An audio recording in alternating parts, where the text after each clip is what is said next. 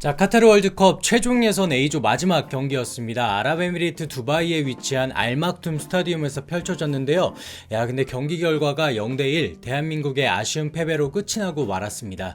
자, 이 경기가 끝이 나면서 대한민국은 카타르 월드컵 최종 예선 총 10경기에서 7승 2무 1패, 1패가 좀 아쉽지만 무려 7번을 지금 이긴 겁니다. 이란에 이어서 2위를 기록한 거죠. 아무리 아시아 국가라고 하더라도 이렇게까지 압도적인 승률과 경기 내용을 가져간다 라는 게 글쎄요 결코 쉽지 않은 건데요. 벤투호는 시종일관 안정적인 경기력을 예선 기간 동안 뽐냈고요. 올해 11월 21일인가요? 월드컵 본선에서의 성적을 벌써부터 기대하게 만들고 있습니다. 뭐 설레발일 수도 있고 또 월드컵에 등장하는 나라들은 그 이름의 무게와 선수들의 퀄리티부터가 천지 차이다.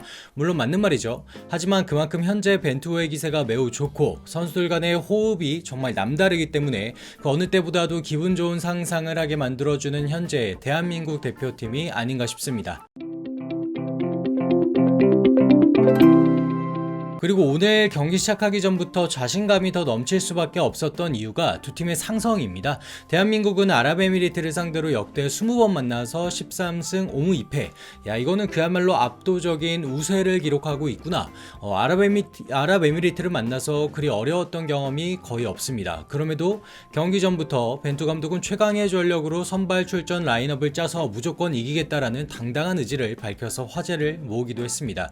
오늘 선발 라인업을 살펴보면 대한민국이 짤 수 있는 스쿼드 중 최강 전력이라고 보여지죠.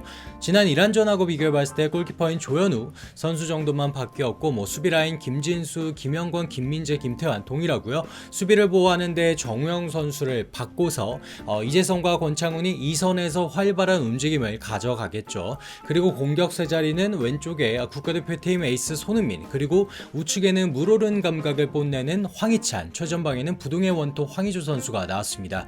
저는 개인적으로 조규성 선수가 코로나로 엔트리에서 제외가 된 게 조금은 아쉬웠던 대한민국 대표팀이 아닌가 싶더라고요. 아랍에미리트를 한번 살펴보면요. 지난번 이란을 잡으면서 최고의 분위기에서 시작하는 대한민국과는 완전히 다르게요. 이라크한테 잡혀버렸단 말이죠. 그래서 이라크와 승점이 불과 1점 차로 좁혀졌고 그러면 조 3위를 수성하는 것도 불안해진 거잖아요. 최근 4경기에서 무득점이니까 안 좋은 결과가 나오는 건 어쩌면 좀 당연했겠죠. 정말 절실한 마음을 가지고 어쩌면 대한민국보다도 더 정말 간절한 마음이었던 것 같아요. 그래서 오늘 대한민국과의 최종 경기에서 모든 전력을 다해야 했던 아랍에미리트였습니다. 오늘 경기를 보고 있으면 정말 맘먹고 나왔다는 게 느껴질 정도로 컨셉이 명확하더라고요. 크게 무리하지 않으면서도 대한민국이 2선에서 하프스페이스 공략 등을 하러 잘라 들어올 때 압박 강도가 진짜 매우 세더라고요. 그래서 이거 두 줄 수비하면서 한 골 노리는구나, 진짜 신중하게 나왔구나 단박에 느낄 수가 있었던 아랍에미리트의 전반적인 기조였던 걸로 보여집니다. 그래서 참 오늘 전반적으로 이 경기가 잘 풀리지 않았어요. 여러 가지 이유가 있겠지만 우선 우리 선수들의 패스 플레이가 좀 정확도 면에서 떨어져서 이 미스플레이에서 오는 여러 차례 덜컹거리는 모습들이 1차로 좀 많았고요. 무엇보다 아랍에미리트 선수들 먹고 왔나요? 전반부터 이 적극적으로 뛰고 압박 강도가 진짜 상당했고요. 특히 2선에서부터 압박이 들어가니까 우리 미드필더들이 패스 작업이 좀 원활하지 못한 부분, 이게 좀 컸다고 보여집니다.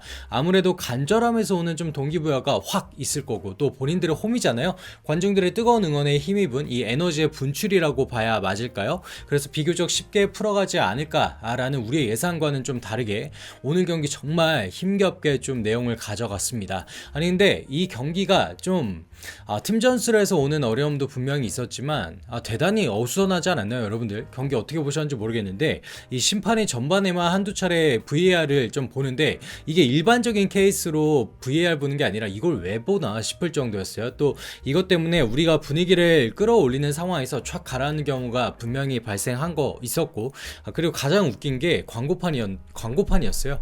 골대 옆에 광고판이 그래픽이라고 해야 될까요? 이게 선수들의 머리통을 계속 가리더라고요.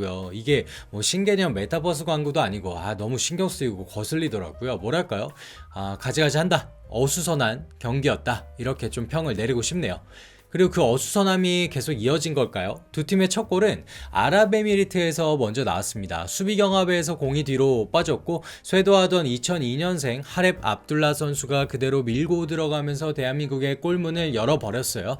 우리의 실수를 놓치지 않았던 상대의 집중력이 돋보였다. 좀 뛰어났다. 그런 장면이죠. 이게 사실 아랍에미리트가 오늘 경기 준비하면서 어쩌면 감독이 가장 바래왔던 이상적인 장면이 만들어진 셈이죠. 골 넣었으니까 이제 본인들이 잘하는 침대 축구 보여주면서 잠궈버리면 되는 거잖아요. 그러면 대한민국 입장에서는 더욱 답답한 상황이 만들어지겠죠. 실제로요, 골이 나온 53분 이후로 거의 후반 끝까지 경기 휘슬이 불릴 때까지 주도권은 대한민국이 잡은 채 8대2까지 주도권이 압도적으로 가져가더라고요. 그리고 또 코너킥만 13차례 넘게 나왔죠.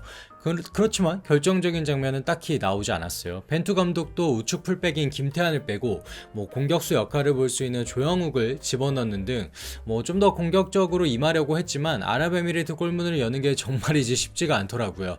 그리고 심심찮게 한두 번씩 침대 축구를 연상시키는 장면들도 역시나 아쉽지 않게 나와줬고요. 어수선하고 맥 빠지고 그러면서 시간 흘러가고 초조해지고 그랬습니다. 그리고 결국 시간은 애석하게도 모두 지나가 버렸고요. 더 이상의 골은 나오지 않았습니다. 아랍에미리트가 아시아 지역 플레이오프 진출이라는 소기의 성과를 결국 얻어내면서 이 경기는 모두 끝나고 말았습니다. 자, 오늘 이 경기가 끝나기 전에 이란이 레바논에게 2대0으로 승리를 했죠. 그래서 대한민국이 오늘 경기 비기거나 진다? 그러면 사실상 조 1위로 마무리하기는 어려운 경기였습니다. 확실히 준동 원정이라는 이 악조건을 극복한다라는 건 쉽지 않은 것 같죠. 결국 벤투는 이 경기에서 승리를 따내지는 못했습니다. 그러면서 이 무패 1위라는 타이틀, 그거 진짜 좀 뽐났을 것 같은데, 좀 멋졌을 것 같은데 그거 무산이 되고 말았고요. 이거는 좀 아쉬움이 진하게 남는데요. 어쨌든 우리는 카타르 월드컵으로 가게 된 겁니다. 7승 2무 1패. 진짜 이거도요, 그동안의 최종 예선 좀 기록 생각해보면 대단한 기록 맞습니다. 물론 무패를 했으면 더욱 의미가 깊었겠지만 최종 예선 10경기 그 중에서도 7승을 챙겼다는 거, 기분 좋은 기록임에는 틀림없습니다. 오늘 분명 경기가 잘 안 풀렸고 답답했습니다. 그럼에도 우리는 패배를 했지만 카타르 월드컵 최종 예선 2위로 진출이라는 의미 있는 결과 만들어냈어요. 자, 여러분들, 결국 결과를 만들어낸다라는 게 월드컵 본선에 가서도 대단히 중요한 팀으로서의 역량이에요. 다시 한번 진심으로 축하하고요. 이 순간만큼은 우리가 응원을 하는 게 맞을 것 같아요. 이제 지금 4월에 접어드니까 7개월 남은 겁니다. 여러분, 시간 금방 갑니다. 모처럼 대한민국 스쿼드의 역량과 또 선수 간의 합이 거의 역대 최고점에 이르고 있는 만큼 남은 기간 더 잘 준비해서요, 16강 아니 그 이상의 성적을 거둘 수 있기를 저는 간절한 마음으로 좀 바라보겠습니다. 선수들 그리고 벤투 감독 모두 잘했습니다. 응원하는 게 맞는 것 같습니다. 수고했습니다.